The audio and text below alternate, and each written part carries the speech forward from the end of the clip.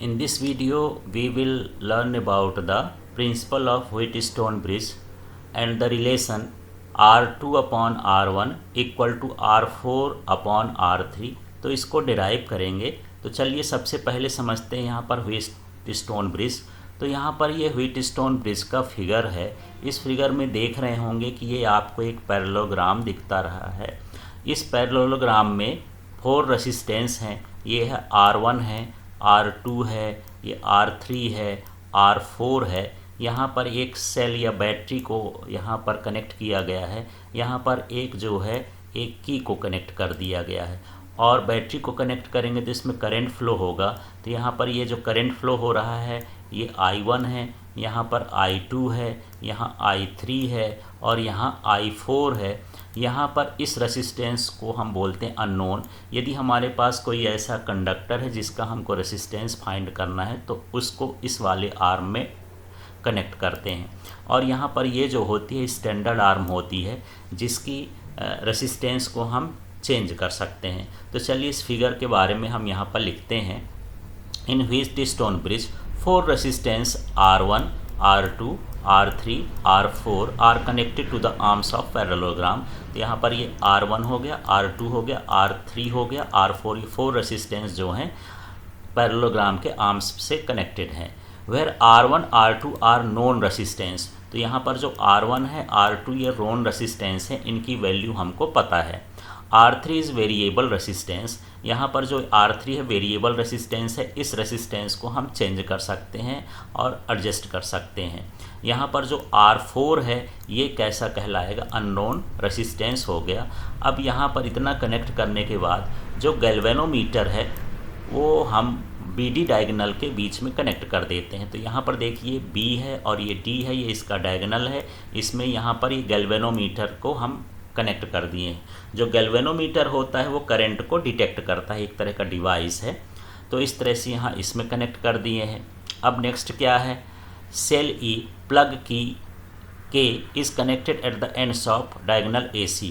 तो यहाँ पर डायगोनल AC के एंड्स पर हम क्या कर दिए हैं, सेल E कनेक्ट कर दिए हैं और एक प्लग की कनेक्ट कर दिए हैं। इस की का मतलब ये स्विच है जिससे हम सर्किट को ऑन कर सकते हैं, ऑफ कर सकते हैं।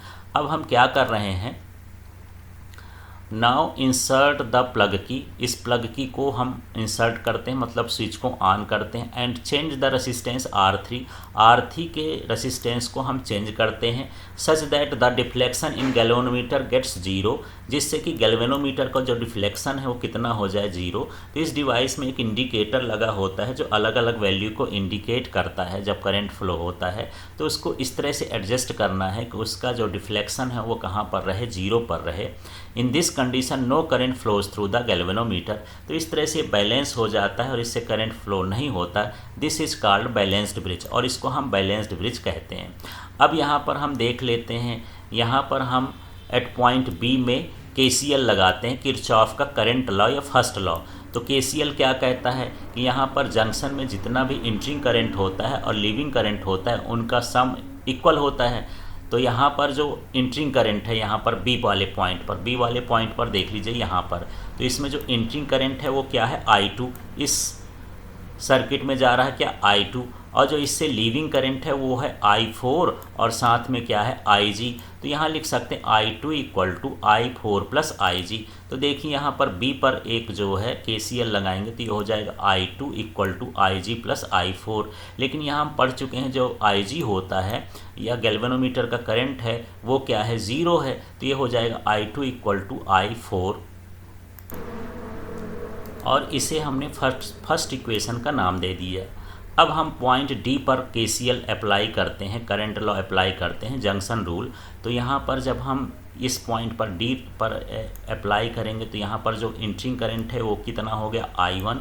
और इस पर जो लीविंग करंट है निकल रहा है और यहाँ पर IG भी इंटर कर रहा है। तो दो करंट यहाँ पर इंटर कर रहे हैं, एक है I1 और एक है IG, और यहाँ से जो लीविंग करंट है वो क्या है I3। तो यहाँ पर फिर से हम लिखेंगे I1 plus IG equal to I3, क्योंकि जो जंक्शन रूल है यही कहता है कि सम ऑफ जो इंटरिंग करंट होता है सम ऑफ लीविंग करंट के इक्वल होता है। तो यहाँ हम लिख दिए I1 plus IG equal to क्या हो गया I3, लेकिन बैलेंस्ड कंडीशन में IG की वैल्यू 0 है तो यहाँ पर ये 0 कर देंगे तो ये हो जाएगा I1 इक्वल टू I3। इस तरह से वैल्यू आ जाएगी। अब हमको लूप लॉ लगाना है, ये ADBA, और इसमें जो अप्लाई करना है KVL है, ये हम बोलते हैं किरचॉफ वोल्टेज लॉ, या इसी को लूप लॉ बोलते हैं। तो चलिए पहले ढूंढते हैं इस सर्किट को ADBA, ये लूप देखते हैं कहाँ है। तो आप देख रहे हैं ये है लूप AD, फिर ये क्या है BDB, और B से कहाँ तक आ गए A तक। तो जहाँ से हम स्टार्ट करते हैं वहीं तक पहुँचते हैं तो एक लूप बन जाता है।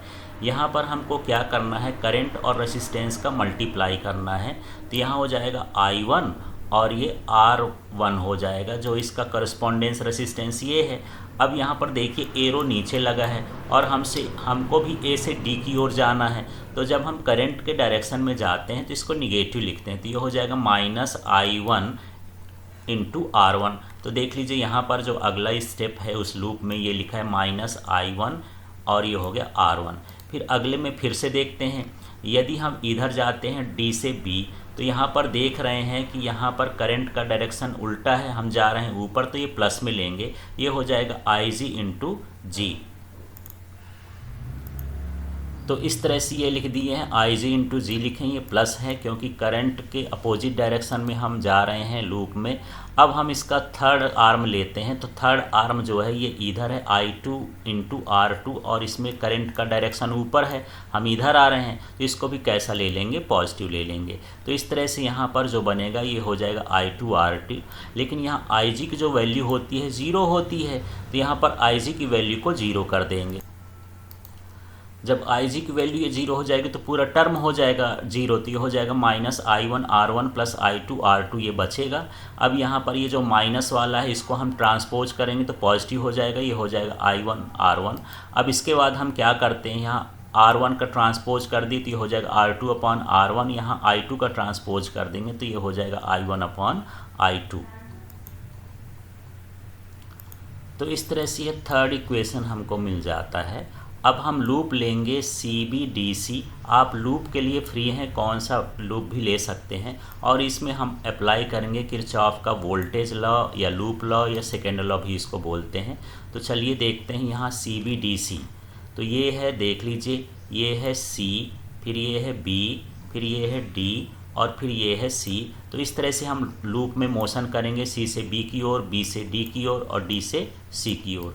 तो चलिए हमको करंट का और रेसिस्टेंस का मल्टीप्लाई करना है, तो I4 का किससे मल्टीप्लाई करेंगे, R4 का।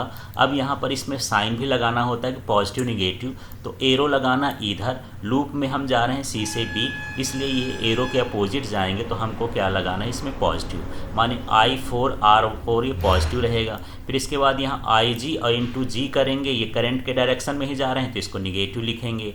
फिर यहाँ पर जो I3 है R3 लिखेंगे, और हम यहाँ से इधर करंट के डायरेक्शन में जा रहे हैं तो ये माइनस में लिख देंगे। इस तरह से इसमें जब हम लूप में लगाएंगे तो हमको ये मिल जाएगा, देख लीजिए यहाँ पर हो जाएगा I4 R4 पॉजिटिव में है, IG इंटू जी ये निगेटिव में रहेगा, I3 इंटू R3 ये भी क्या रहेगा, निगेटिव में। मतलब इसको हम करंट के डायरेक्शन में गए और इसमें जो है करंट के अपोजिट डायरेक्शन में गए, इसलिए पॉजिटिव लगा है। अब यहाँ पर जो IG की वैल्यू होती है वो क्या होती है, 0 बैलेंस्ड कंडीशन में, तो ये टर्म पूरा 0 हो जाएगा। तो यहाँ बचेगा I4 R4 और ये I3 R3 ये बचेगा माइनस में। यदि हम इसको भी ट्रांसपोज कर देंगे तो यहाँ पर ये प्लस में हो जाएगा I3 R3, और यदि हम इसको अब यहाँ पर ट्रांसपोज करेंगे तो R4 अपॉन R3 हो जाएगा। इसी तरह से ये I3 और इधर करेंगे तो I3 अपॉन I4 हो जाएगा।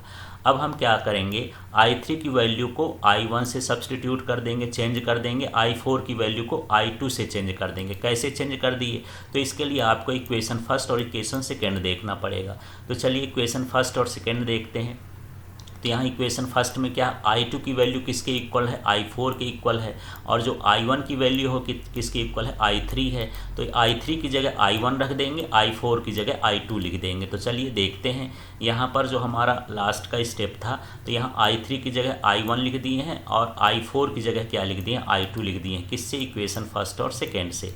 अब आप देखेंगे यहाँ पर इक्वेशन थर्ड और इक्वेशन 4 क्या है। तो इक्वेशन थर्ड में और फोर्थ में दोनों में I1/I2 आया है राइट साइड, देख लीजिए ये थर्ड है, इसमें I1/I2 आया और 4 में भी आया। तो इसका राइट साइड यदि इक्वल है तो लेफ़्ट साइड भी इक्वल होगा, इसलिए लेफ़्ट साइड इसमें क्या है, थर्ड में R2/R1, और जो इसका राइट साइड है तो देख लीजिए यहाँ पर हम R2/R1 रख दिए इक्वेशन थर्ड से लेफ़्ट साइड का, और यहाँ पर देख लेते हैं लेफ़्ट साइड का क्या, R4/R3। तो इस तरह से ये जो फार्मूला आ गया इसे हम बोलते हैं व्हीटस्टोन ब्रिज की बैलेंस्ड कंडीशन कहलाती है।